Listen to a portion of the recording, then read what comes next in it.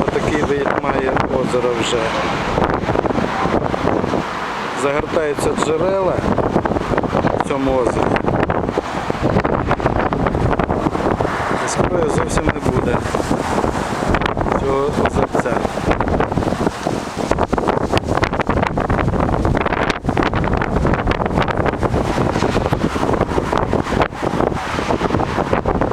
Це на сьогодні на 1 жовтня 2020 року.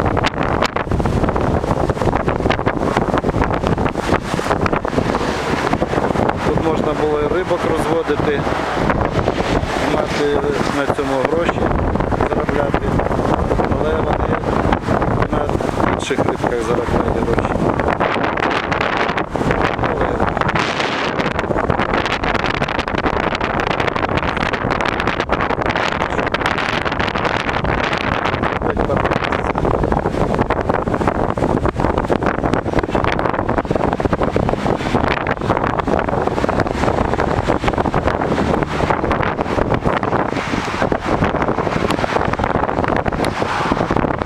Ось така ситуація.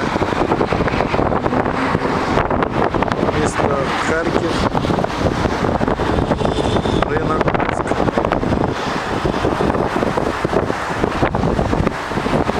Залізо перемагає природу.